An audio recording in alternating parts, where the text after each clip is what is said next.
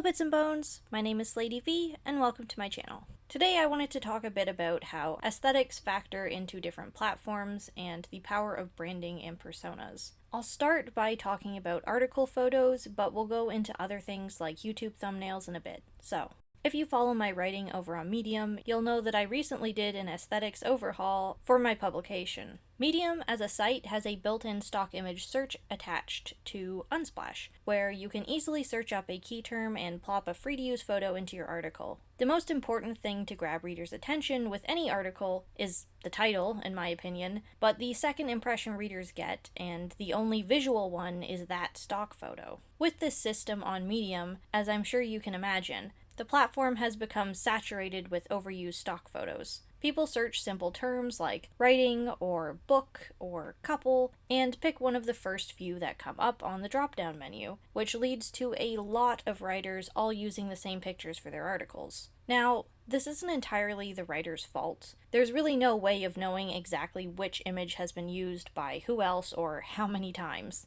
It's always a gamble. Depending on what new images get uploaded to Unsplash, it's a limited pool to pick from. And therein lies a problem that I and every other writer on the platform were facing. The images representing their writing didn't stand out. More than that, readers are more likely not to click on your article if it happens to have a repeated image of one that they've already read. One, because it gives the impression it'll be a regurgitation of the same content, and two, they might genuinely just assume that they've read that article already. So what do? You could go to another stock site and download another image, certainly, but that's still just a stock image. It might be different than the ones made readily available on Medium, but it doesn't stand out among the sea of other stock images. At least, not in my opinion. That's what drove me to characterize my work differently. I took the time, downloaded the stock photo that I would have used with its free use licensing, and I edited it myself, so that my writing would not only stand out, but be recognizable through one consistent aesthetic as my work, so that when people see it and click on it, they know that it's my writing.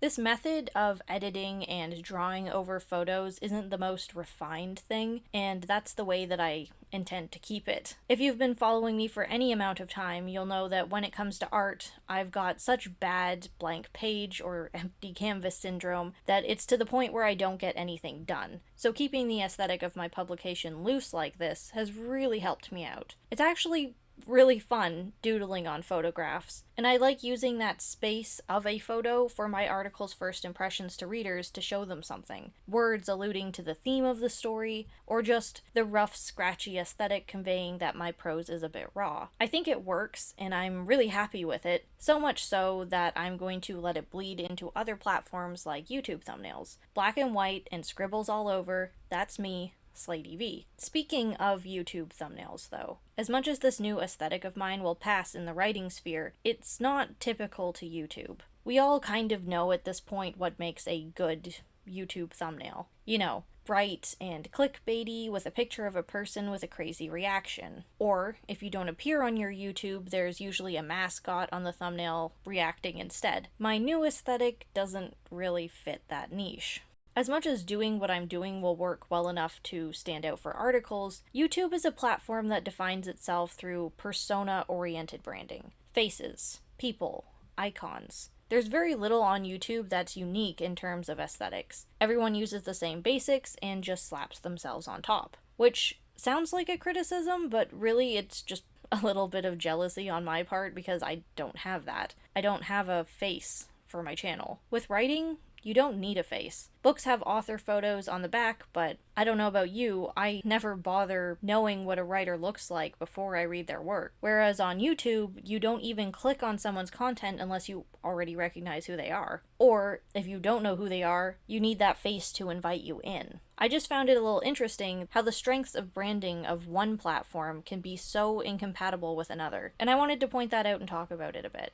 'Cause I mean, just imagine seeing a reaction YouTube thumbnail in place of a stock photo for articles online. I think it'd have the opposite effect as when it pulls you in to watch a video on here. Likewise, I'm not drawing anyone into my videos with my scribbly aesthetics because there's no consistency and persona to go along with that. So I'm gonna work on that, but let me know what you think. When it comes to drawing in readers, why are aesthetics so important? And when it comes to drawing in viewers, why is personal branding key instead? It sounds kind of contradictory, really, that a text-based site relies on a visual first impression and a visual site relies on consistency and familiarity instead. It is all a great mystery to me, so feel free to shed some light and thoughts on the subject in the comments below. As always, thank you so much for watching, and a special thanks to my patrons. If you'd like to support me and my content, there will be a link to my Patreon in the description below. Thanks again, and I will see you in the next video.